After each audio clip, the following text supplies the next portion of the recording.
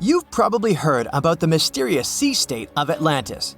It was a high-tech utopia where people lived happily, but then something happened, and Atlantis disappeared from the face of the earth.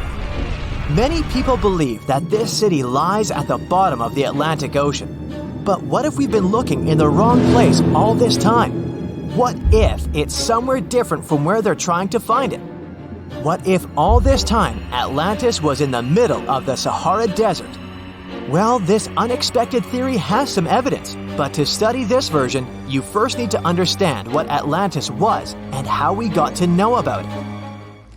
The very first mention of the mysterious city was in 360 BCE. Ancient philosopher Plato wrote about Atlantis.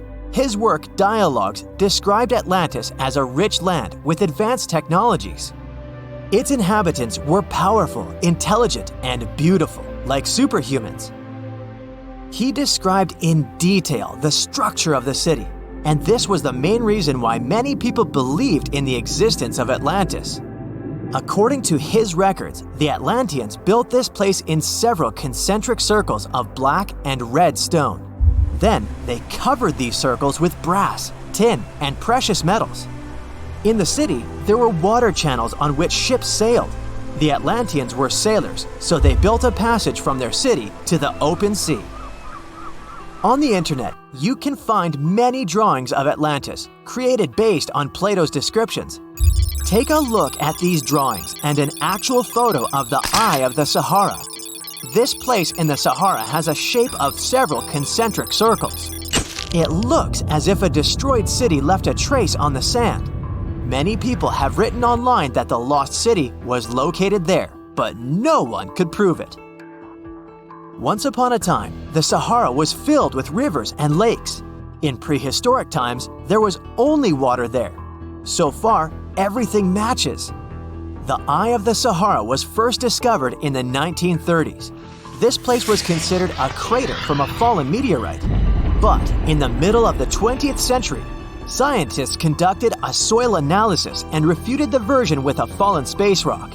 In the end, everyone agreed that this was a dome of molten rocks under which magma was raging. For millions of years, wind and water had been destroying the formed landscape and eventually made it look like perfect circles. But what if the Atlanteans once came to this place and used natural circles to build a city? In this case, we would have many traces and artifacts from this developed civilization. And yes, archaeologists did find some arrowheads, spears, oars, and other things there. But this has nothing to do with Atlantis. In the Eye of the Sahara, a multitude of Acheulean artifacts lies. It was an ancient tribe that frequented this place. For the first time, Acheulean tools appeared more than 1.5 million years ago. Some of the items found there may be 130,000 years old, and according to the records, Atlantis existed about 12,000 years ago. Archaeologists found no artificial structures in this place. There was also no debris or traces of a large city. People would have found some stuff if a big city with advanced technologies had existed here. The main supporter of this idea was one YouTube channel. It collected 1 million views and attracted the attention of many historians and anthropologists. The theory that the Eye of the Sahara is Atlantis was quickly refuted. People found too many discrepancies between this place and the description of Atlantis. The author tried to catch the viewer's attention by presenting external similarities between the natural landscape and the fictional ancient city. Another popular theory claims that Atlantis was a real continent located off the Bahamas, but then this city was swallowed up by the Bermuda Triangle.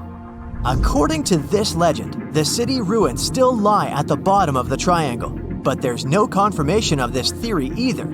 Writer Charles Berlitz invented it. Adherents of this theory claim that the walls and streets in the western part of the Bahamas might be the ruins of Atlantis. But scientists disagree. They have proven that these walls are natural formations of coastal rocks. There are also rumors that the story of Atlantis was inspired by an actual historical catastrophe, the Black Sea Flood. This is the Bosporus, a strait in Turkey connecting the Black Sea and the Sea of Marmara.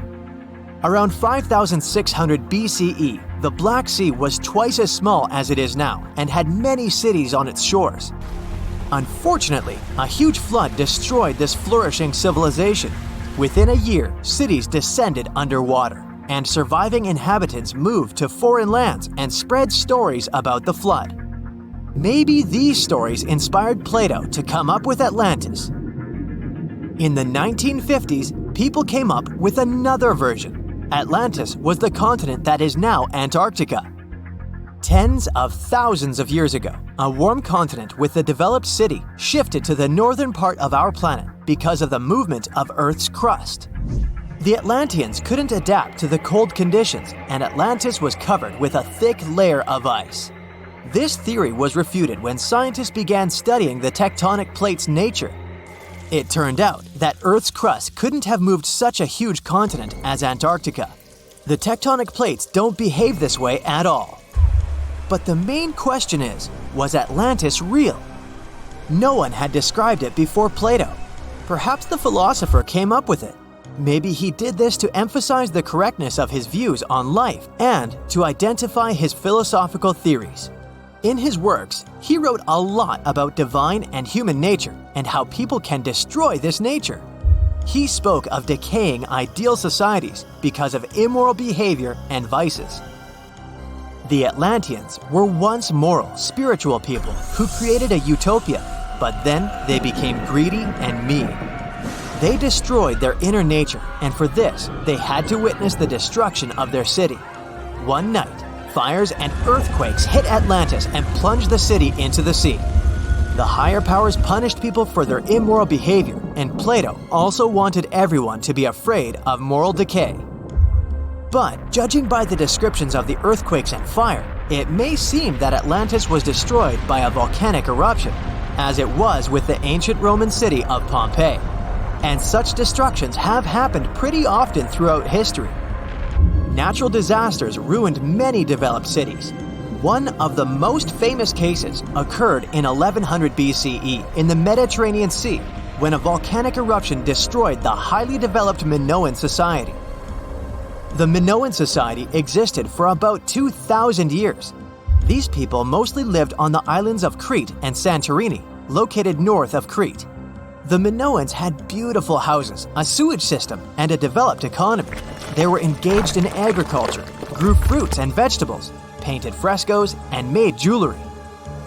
They were the first people to found the thalassocracy, an empire based on the sea.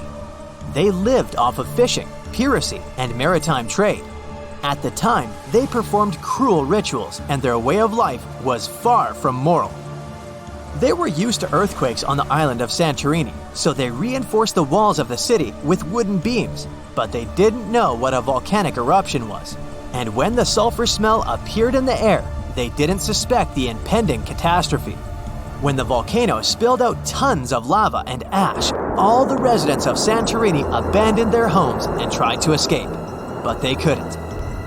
The eruption and earthquake triggered a tsunami. A large wave flooded the coastal part of the island of Crete. This hit the economy of the Minoans hard and destroyed their port harbor. Then, foreigners attacked Crete and finally destroyed the developed civilization. Some historians think that Plato could have referred to the Minoan Empire when describing Atlantis. Using their example, he showed how immoral actions could destroy people. That's it for today. So hey, if you pacified your curiosity, then give the video a like and share it with your friends. Or if you want more, just click on these videos and stay on the bright side.